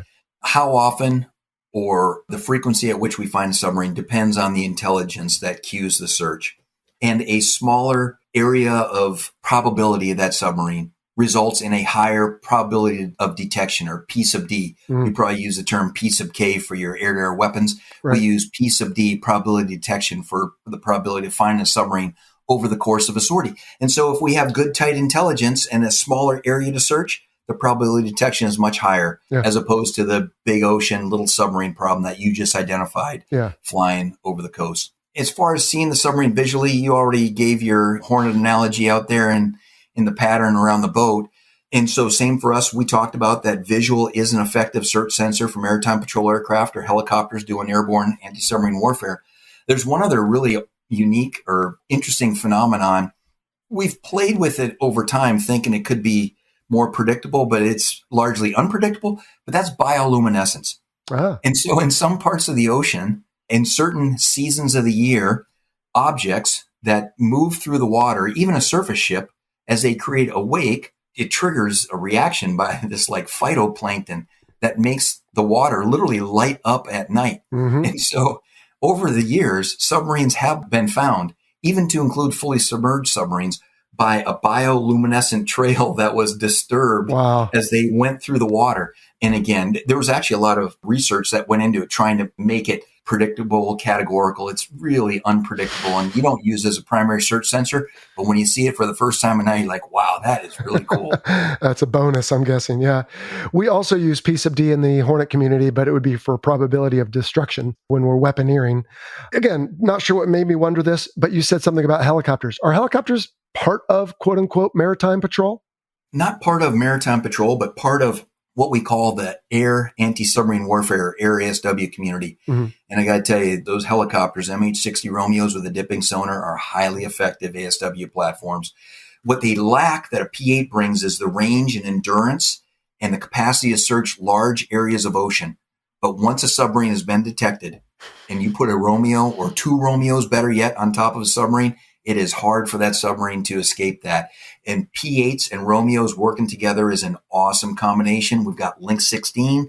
So a P-8 locates a submarine, and the Romeo can see exactly where the submarine is. So the Romeo comes in down low, the P-8 gets out of the way and watches the Romeo do its thing. And it's a pleasure to watch. They're really an effective ASW platform. All right, here's a fun one. John Clark asks, what was the most surprising place you or your squadrons found a submarine? I really don't have a great anecdote to respond to that, Jello. No problem. It reminds me, and I probably shouldn't say it, what's the strangest place you've had sex? Oh, that would be, I'm not going to answer that one because it's pretty bad, but it's a funny one. I guess the point is they meant location and the answer was something else. Moving on, Neil Phillips, the ocean is a big place. How do you even know where to start looking for subs?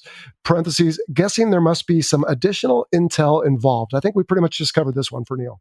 Yeah. And so what I would say is, of course, the means of intelligence of searching for submarines are quickly delves into classified realm. But I would say in general, the first thing that cues you to go look for a submarine is the fact that it's missing from port, right? Yeah. Yep.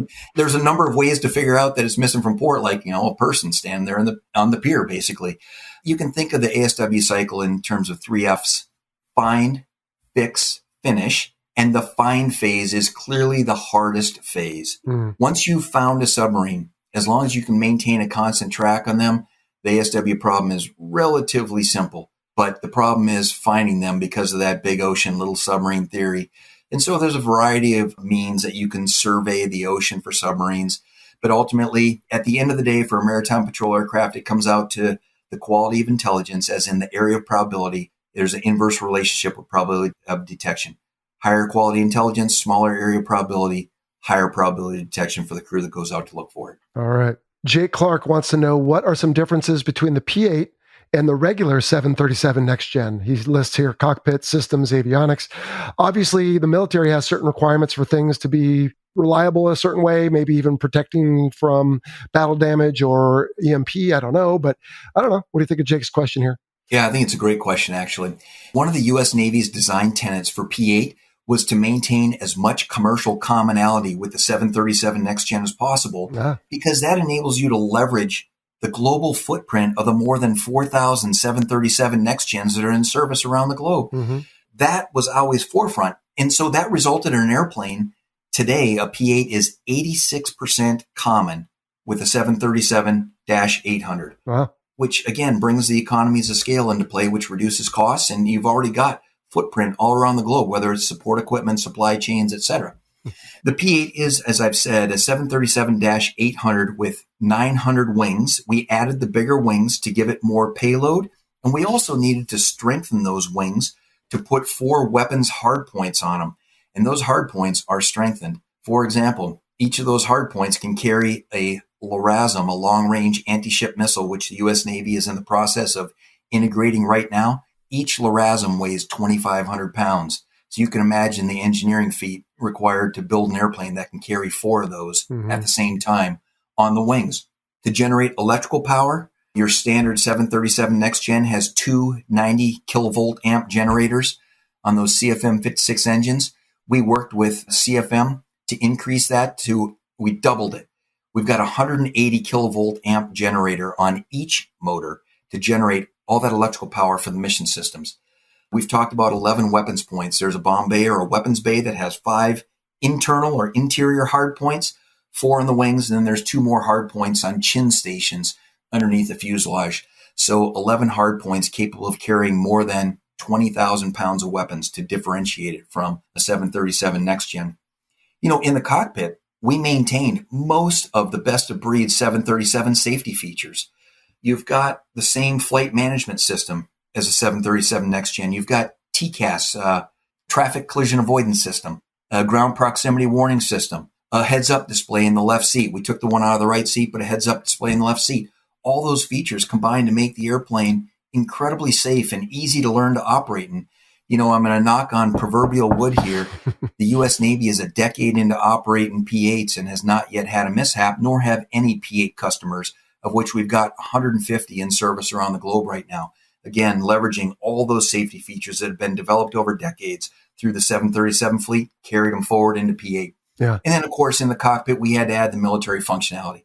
So weapons control panels, aircraft survivability controls for the chaff and flare system, secure radios, a tactical display panel that gives them the Link 16 display, for example, and controls for air-to-air refueling. A P-8 can refuel in flight using the U.S. boom system, not the U.S. Navy's probe drogue system. There's 6 mission crew stations in the back. You talked about survivability enhancements. We've got onboard inert gas generating system. If you remember earlier in the conversation, I said we put explosive suppressant foam in the tanks of P3s in case you took a small arms round through. Right. It's the vapor in the fuel tank that explodes, not the fuel. And so in P3s, we displace that vapor with foam. In P8s, we displace it with inert gas, onboard inert gas generating system. Nice. We put in a dry bay fire suppression system. So if you think about the lower lobe of the airplane, which would be the cargo hold in a 737 Next Gen, we put in a fire extinguishing system within that. So if the airplane was hit by small arms fire, it could suppress that fire and survive that mission, essentially. Of course, one of the things we maintained was the chemical flush laboratory, because as we've talked about earlier, over the course of a 10-hour mission, human nature is human nature. Yeah. 10 hours, that's unrefueled. If you add air-to-air refueling, it can extend well beyond that as well. I'm sure. Just to be clear, though, most P-8s that I've seen photographs of are painted bright white. You guys aren't looking to be dodging bullets, yeah? Yeah, it's a light form of gray. It's not white. If you look at P3s in the Cold War era, they were white above and dark blue below, which is an interesting paint scheme of how they turned out that way. And then, we went to a tactical gray paint scheme in the 1990s and 2000s, and the P-8 is a shade of gray. Okay. And every customer is elected to continue using that shade of gray. It's not white. You keep saying other customers. Who else is operating the P-8? I think Australia, yeah? Yeah, exactly. So 8 customers are on contract for 183 airplanes. The U.S. Navy was, of course, the launch customer. India was the second customer to commit. Oh, wow. India has 12 P-8s. Australia has 12 P-8s with 2 more on contract that we'll deliver coming up in the near future.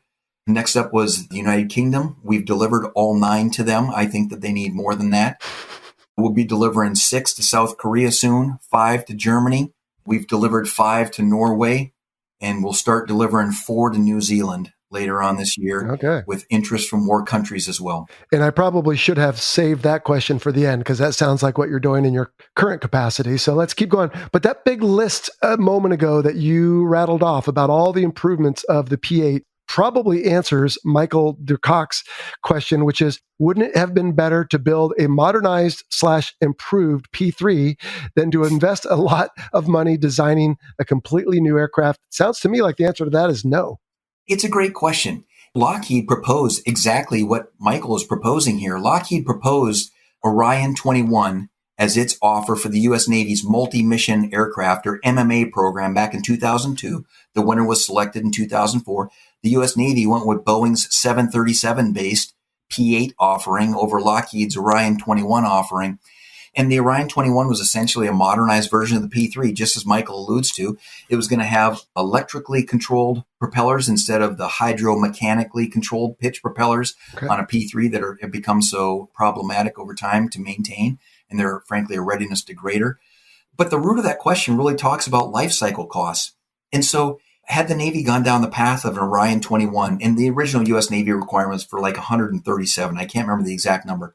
So the U.S. Navy buys 137, foreign customers, allied partners buy another 50 to 60 airplanes, and that becomes your supply base for the life cycle of the platform. Whereas going down the path of a 737 next gen, as we just talked about, over the life cycle of the platform, you're going to be able to leverage the economies of scale, the savings, if you will, from a supply base of 4,000 737 next gens that were in service around the globe at the time that the airplane was selected. Now that continues to change over to MAX, 737 MAX, as next gens are being replaced in service.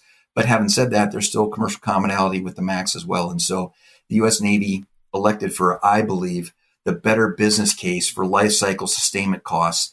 It's a fact that the U.S. Navy invested $7 billion of research and development to get from a 737-800 to a P-8.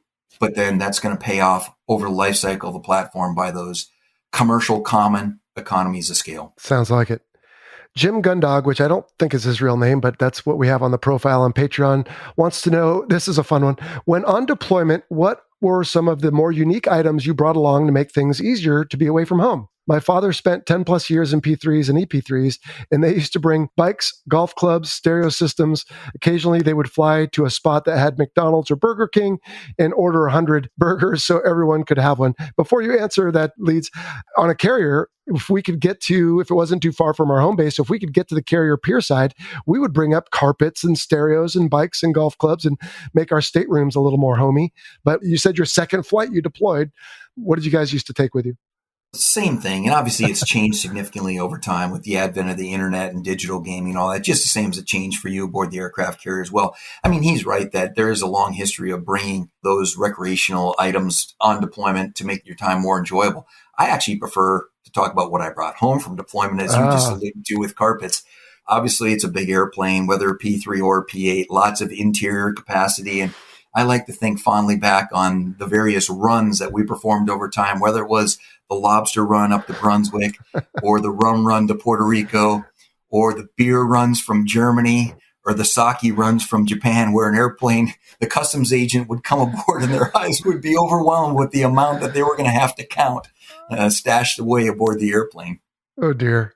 Well, to be clear, for anyone who might be concerned, these were also training missions or operational. We weren't just out running around buying the stuff. We were doing it in conjunction with something else legitimate, shall I say? Thanks for the clarification. All right. Joe Kunzler wants to know, how do you defend yourself from fighters? My guess is you try to avoid them by distance. You nailed it, Jello. And the simple answer to Joe's question is not very well. At least if you think about it in a 1v1 sense, it's a vexing problem for a big, large, slow airplane. An obvious tactic that's been developed over time is HAVACAP, the High Value Asset Combat Air Patrol, where you have a fighter or a section of fighters assigned to protect a big airplane, whether it's a P-8 or a tanker or a airborne early warning airplane or whatever the case may be. But On any day in the Navy when you're out there tooling around the AOR, you likely don't have the luxury of have a cap. We do have a few strengths that can help us in this realm to mitigate our weakness. Our first strength is situational awareness in a P-8. If you've got friendly aircraft out there, particularly fighters or an E-2 Hawkeye or an AWACS, by virtue of modern data links like Link 16, we've got the same picture that they've got. And so we've got the same situational awareness on enemy air threats that they've got. And as you mentioned, Jello, at this point, it's like a predator-prey relationship. Yeah. It's like that wildebeest grazing in the savannah who sees a cheetah out of the corner of his eye. He's like, oh, there's a cheetah over there. And the cheetah's crouching closer. And at some point, the wildebeest has to make the runaway decision. Mm-hmm. Exactly the same calculus. For us, P-8s can run away at just short of 500 knots, push the nose over.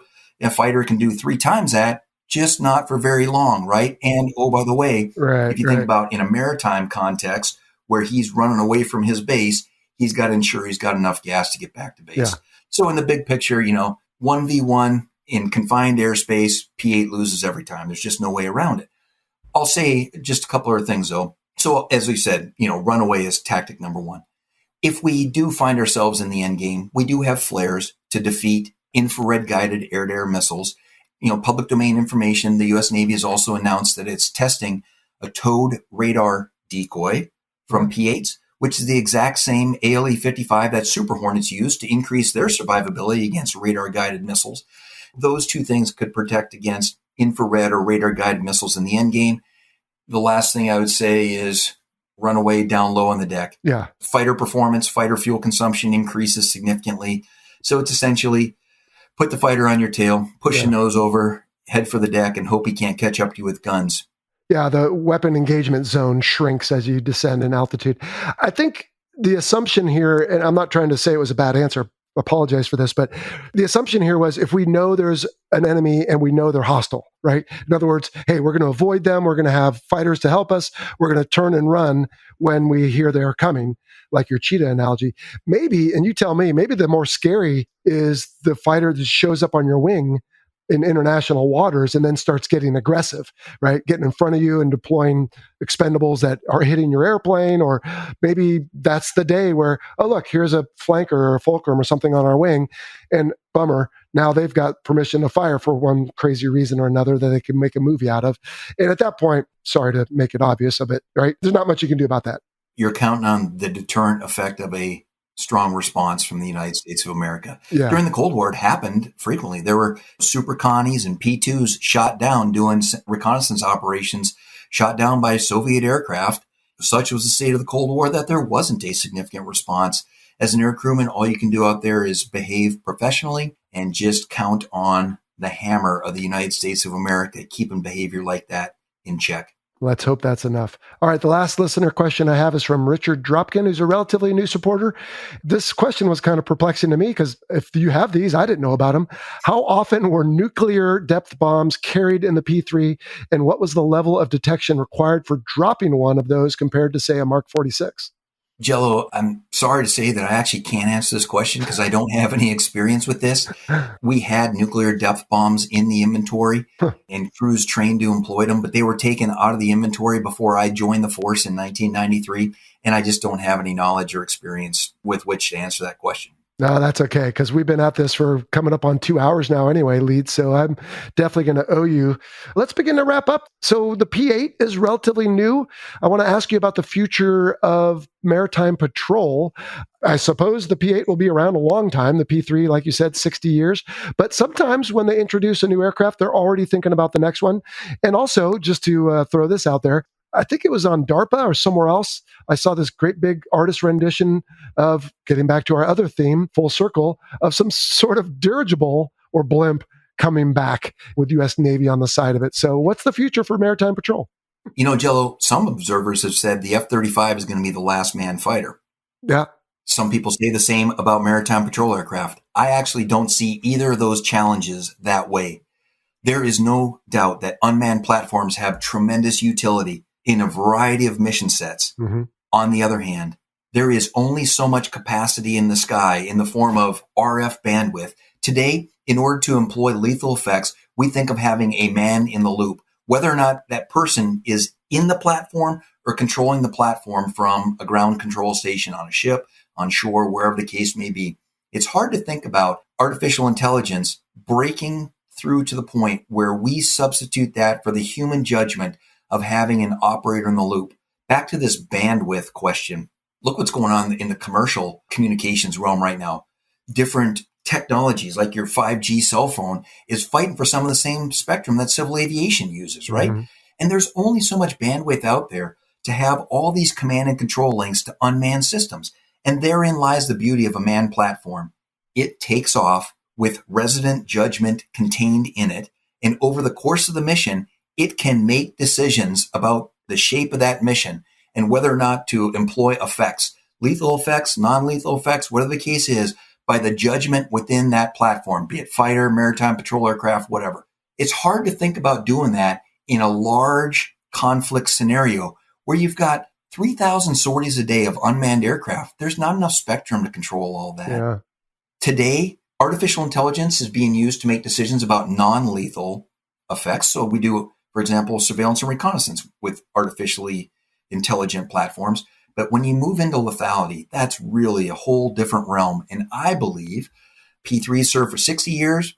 P8s, I'm thinking, are probably going to serve for on the order of that.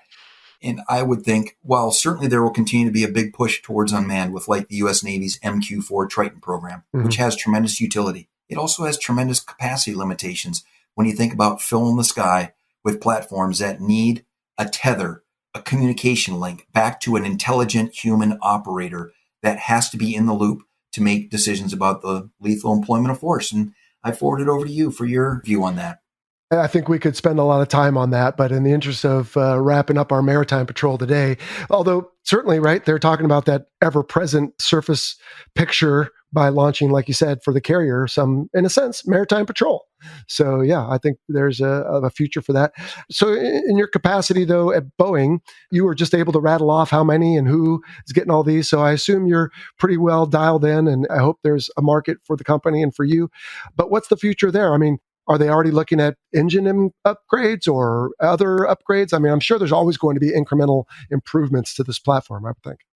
Yeah, certainly there's system improvements internal to P8. The program was born with a spiral development vision. And so, we're on the verge of completing increment 2 right now and just starting testing on increment 3. And as the platform goes on over time, obviously there'll be future capability increments, just like you saw, in your career as a Hornet pilot. But the P8 for the near term is the future for Boeing for maritime patrol aviation. Okay. How about the future for you? You seem pretty happy over there, and we assigned you a book writing assignment earlier in this, so I'm sure you'll be keeping busy with that. But otherwise, how's retired life treating you? Better than I deserve is what I tell people, Jello. I mean, in some ways, I have the opportunity to serve in the same way that I did when I was in uniform. We didn't talk about a full career path, if you will, but one of my jobs after I was a squadron commander was back on the Navy staff in OPNAV in the Air Warfare Division, where I was the requirements officer for P8s. And so back in 2011, 2012, I was selling the story of P8 internal to the Navy, the U.S. Navy, to ensure enough funding was allocated through the budget process to succeed in the U.S. Navy's transition. And I just get to continue that now in my current job with Boeing, just not with the U.S. Navy as a customer, but with other international customers, telling the story about the benefits that P8 offers and the opportunity that will be lost if they don't acquire P8, the opportunity of interoperability. So, one of the strengths of the P3 community was more than 700 built throughout history, operated by allies around the globe. And more than once, I ducked into a base with, say, a cracked windshield and borrowed a windshield from an ally, which got us back on our way on to complete the mission. And we're trying to create that same community with P8 operators with both tactical and logistical or supply chain interoperability. Well, that's probably as good a way to wrap up as I can think of there, Leeds. The last question, as always, though, is about a call sign. Sean Liedman, Leeds? I don't know.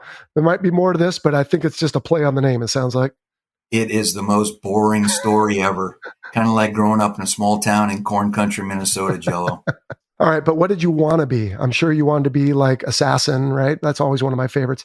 Jaws, come on, something good? No? I'm a Minnesotan at heart, maybe Loon. Loon? Yeah, there you go. Awesome, Leeds. Well, I appreciate your time today. I appreciate you schooling me on all things Maritime Patrol. I really enjoyed learning all about it and getting to know you better. So thanks for taking the time, and thanks for your expertise and sharing it today on the show. Yeah, my pleasure, Jello.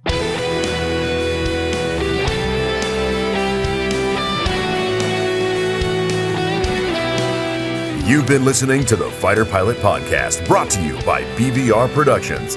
Got a question for the show? Email us at questions@fighterpilotpodcast.com or leave a message on our listener line at 877-MACH-101. That's 877-622-4101. Be sure to follow us on your favorite social media platform and check out our website, fighterpilotpodcast.com. For exclusive content and to help support the show, check out our Patreon page.